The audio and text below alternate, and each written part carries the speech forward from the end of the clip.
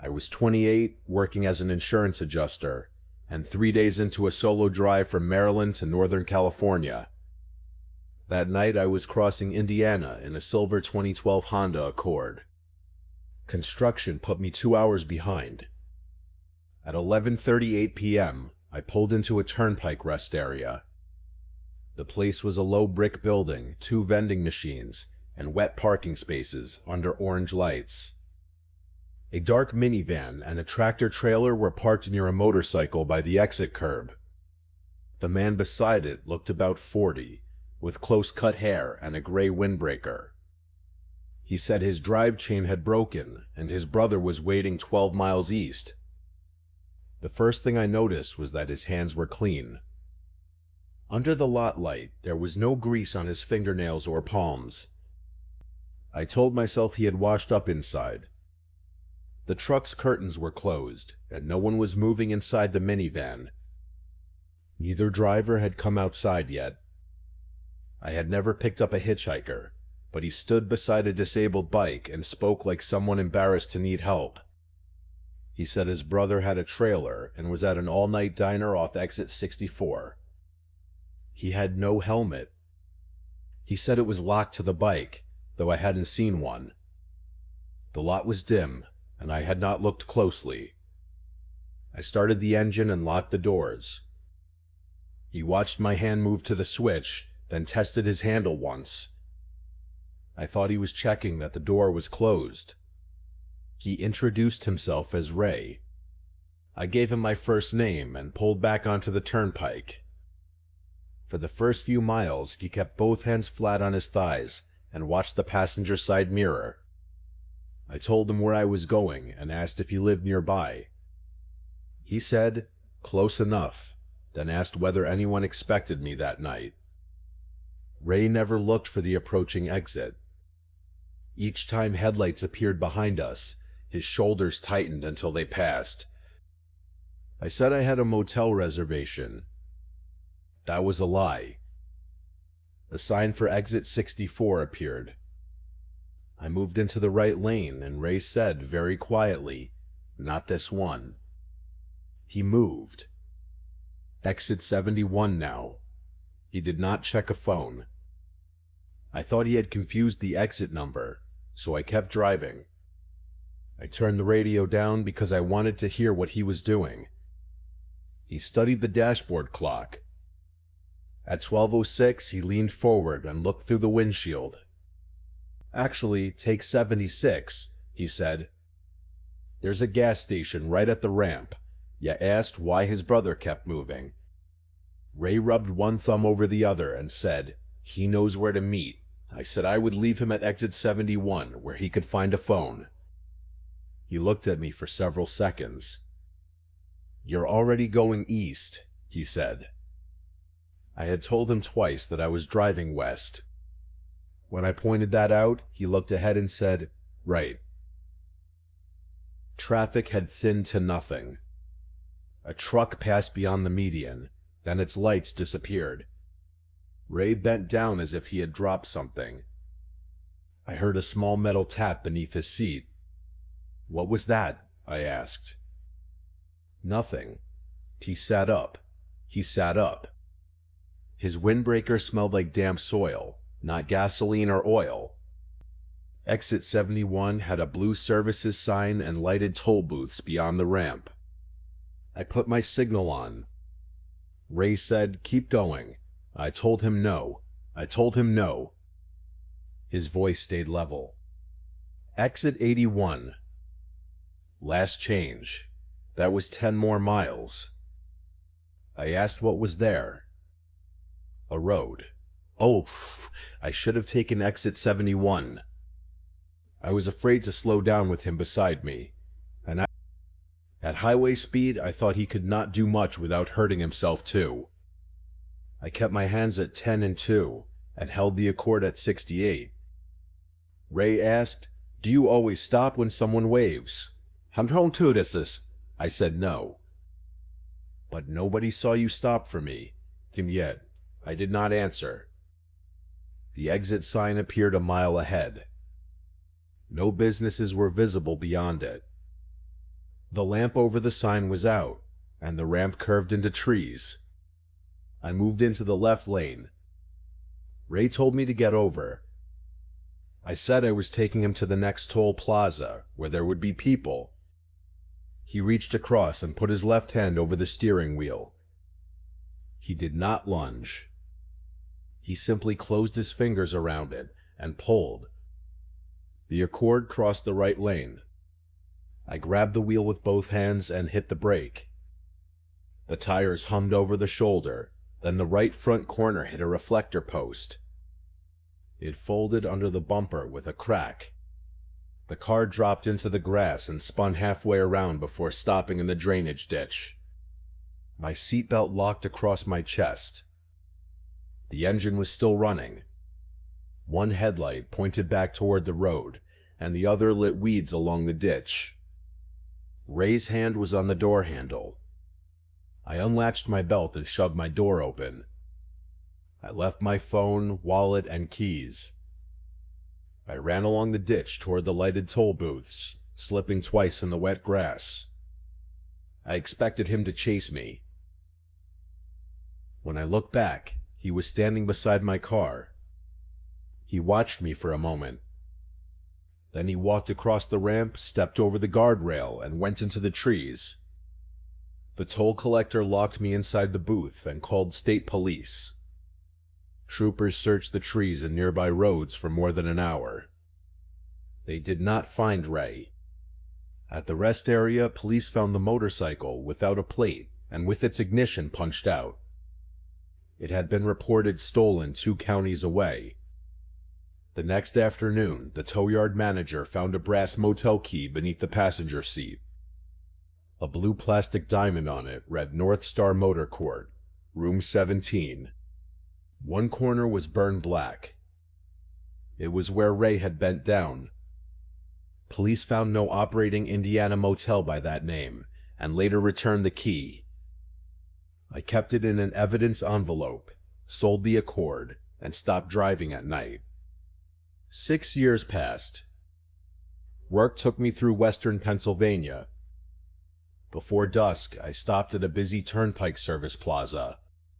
Families carried food to their cars, and a line had formed at the coffee counter. I was feeding $1 into a vending machine when I saw Ray in its reflection. He stood 20 feet behind me in a dark green jacket. His hair was thinner, but I knew his posture and the way he held his hands flat against his thighs. He was watching a man in his 20s who had parked alone near the edge of the lot. Ray started toward him. Something blue hung from his fingers. It had the same cheap diamond shape as the key in my desk. I crossed the lot and told the young man not to let Ray into his car.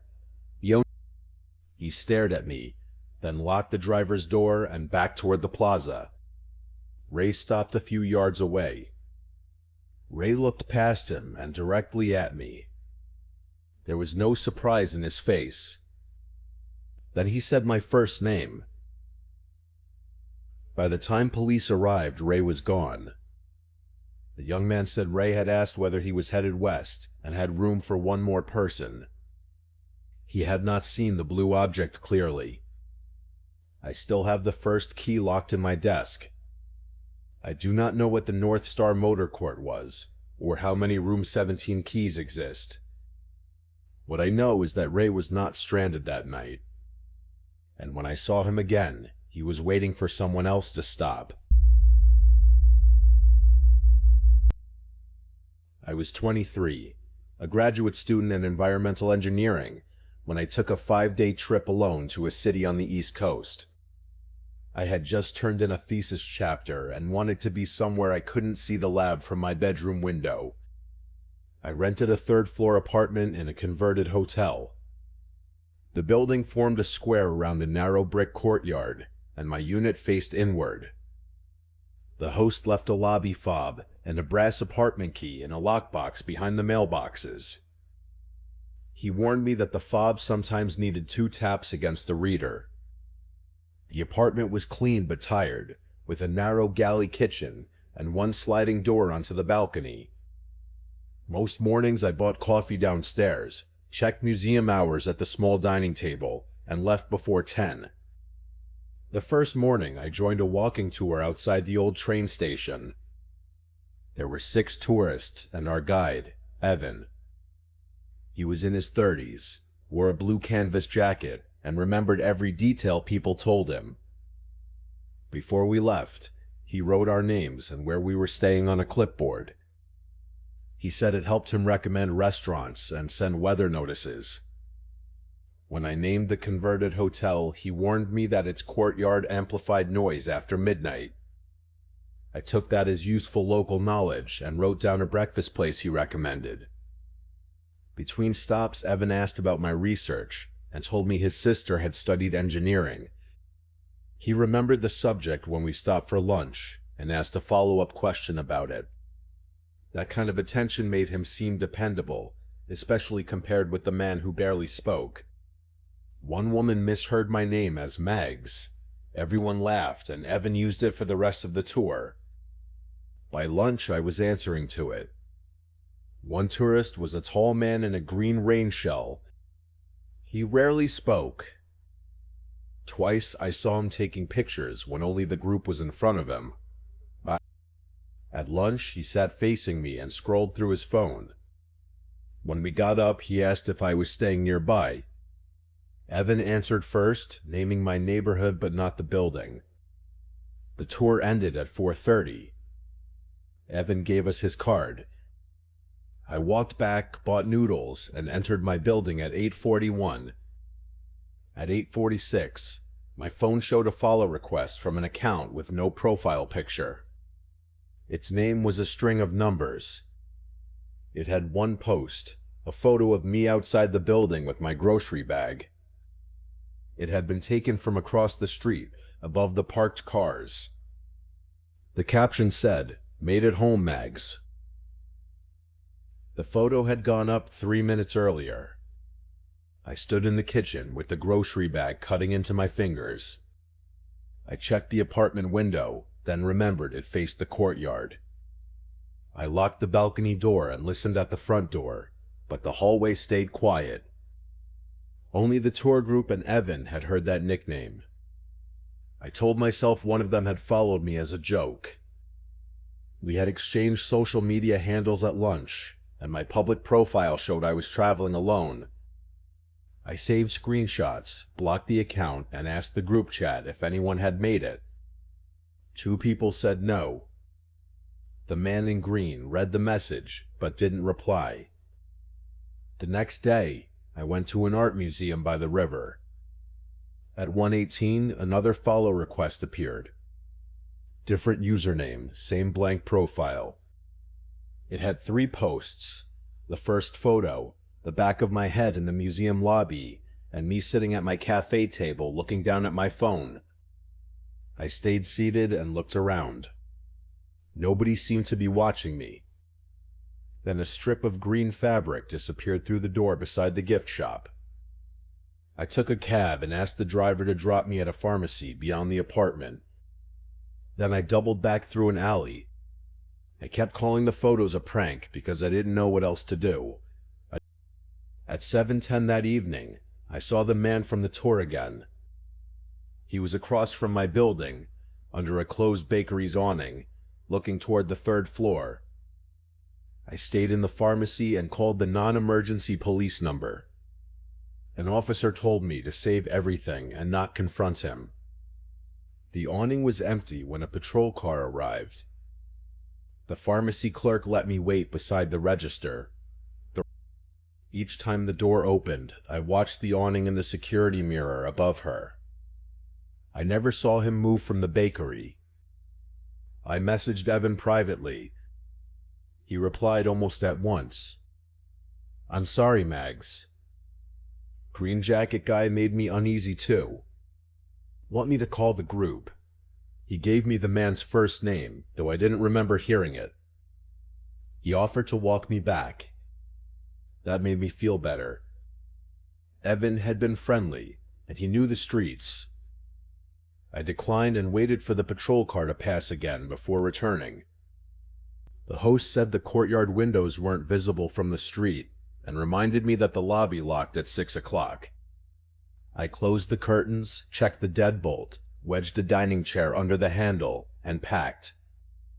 I planned to leave in the morning. At 10:52, a third account sent a photo of my lit window from across the courtyard. My silhouette was bent over the suitcase. Going somewhere? The picture had been taken from inside the building. I called 911.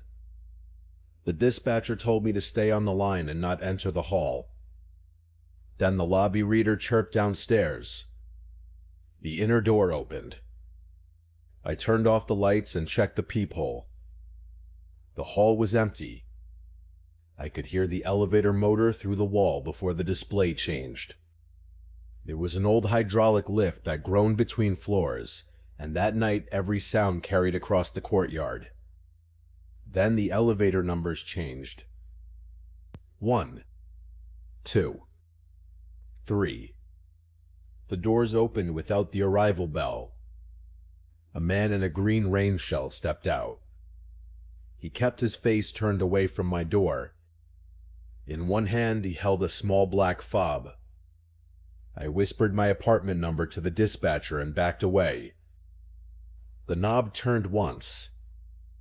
The chair legs scraped across the floor.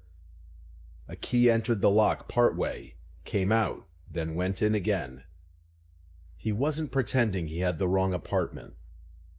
The bathroom was beside the entrance, too close to him. I went to the balcony instead. A waist-high iron divider separated it from the neighbor's balcony. I eased the balcony door open and stepped onto wet brick in my socks. I put one leg over the divider. The chair dragged again inside. The iron was slick under my palms. I had to pull my other leg over without standing upright long enough to be seen. My foot slipped.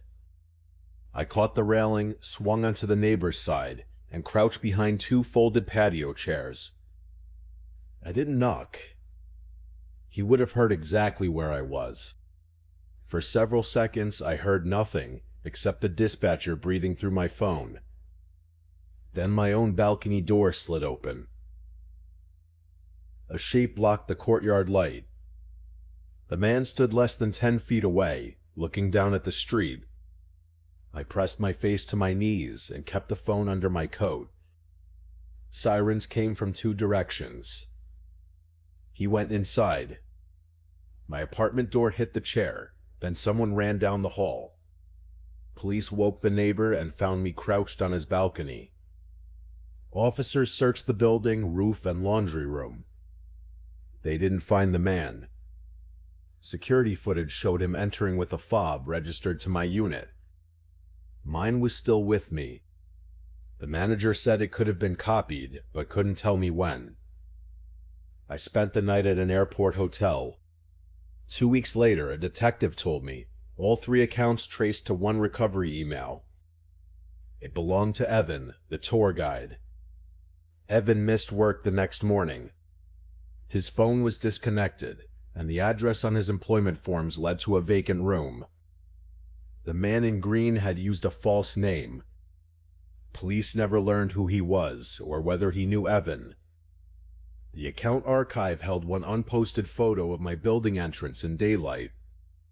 Its file data showed it had been taken the day before the walking tour. I was 26 when I rented a cottage by myself on a small island off the Washington coast. I had just finished a payroll contract and wanted a week where I couldn't check email. The island had 43 year-round residents, 1 gravel road, and a passenger ferry that ran twice a day when the weather allowed. The rental listing showed a gray cedar cottage on the east shore, set behind the owner's larger house. When I arrived, though, the main house was shuttered. A note taped inside the cottage door said the owners were on the mainland and that their caretaker, Glenn, lived near the ferry landing. The cottage was 1 room except for a tiny bathroom. The bed faced the water. The kitchen had a 2-burner stove, a waist-high refrigerator, and a window that opened outward over the sink. A brass hook latched it from inside. Glenn had stocked a wire basket by the door with emergency supplies, candles, a battery radio, and a red handheld marine flare sealed in a plastic tube. He pointed at it while showing me around. "Storms knocked the power out," he said. "That one's for a real emergency." He also told me not to force the narrow utility room door beside the bathroom. It stayed locked because the water heater and electrical panel were in there. Then he left in a mud-splashed Suzuki. That first night I made pasta, read until 11, and checked the door and window before bed. The hook on the kitchen window was loose in its screws, but it held when I pulled on the frame. At 6:20 the next morning, I found the window open about 2 inches. I assumed the wind had worked it loose. I tightened both screws with the screwdriver on my pocket knife and locked it again. Nothing else seemed wrong. I made coffee, walked the Southern Trail, and spent most of the day watching harbor seals from a bench near the ferry dock. The second morning, the window was unlatched but closed. The hook couldn't lift itself. I decided I must have opened it while cooking and forgotten. I had been drinking wine, and I told myself that explained it. I took a photo of the latched window before bed that night. The next morning, the hook hung loose. My photo showed it latched the night before. I called Glenn. He blamed the damp and offered to stop by. After lunch, he replaced the screws and checked outside. The ground below the window was covered in fist-sized beach rock. There were no tracks. "Nobody comes out this way," he said. "Not unless they have business. You found an old wooden dowel in a drawer." I wedged it between the window frame and the cabinet so the window couldn't open even if the hook lifted. That afternoon, I noticed one of the 4 apples I'd bought was gone. I searched the car and my backpack before accepting it. Then I counted everything else: 6 eggs, 5 granola bars, 2 cans of soup, half a loaf of bread. In the morning, there were 5 eggs. The shell wasn't in the trash, and the clean pan was where I'd left it.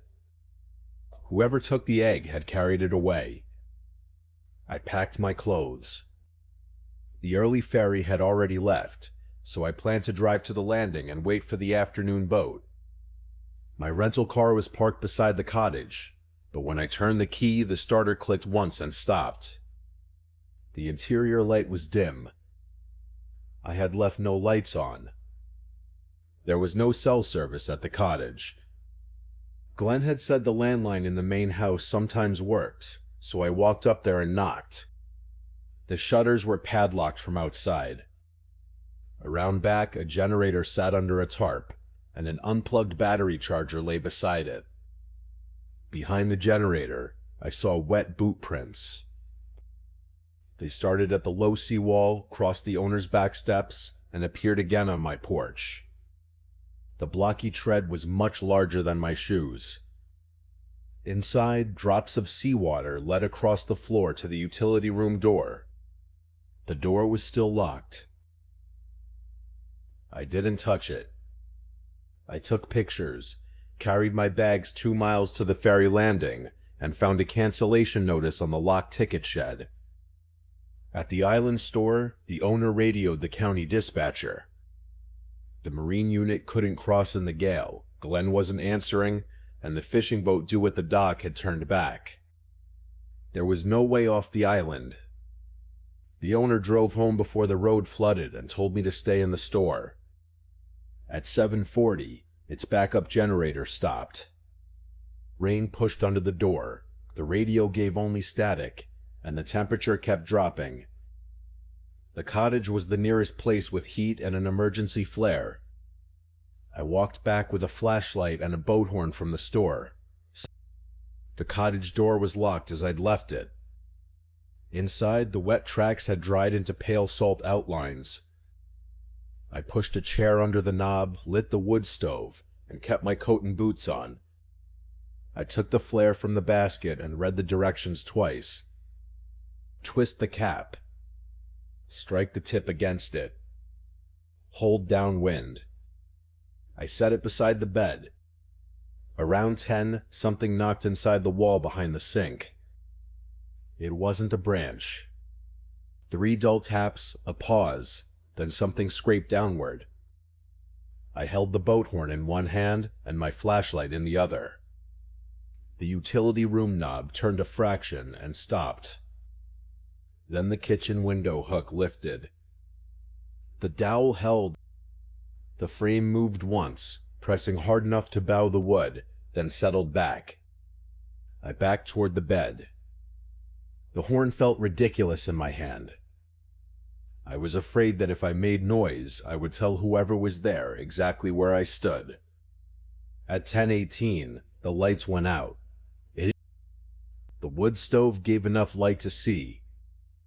Wind shook the roof, and rain struck the windows. Beneath it, close to my feet, a floorboard creaked.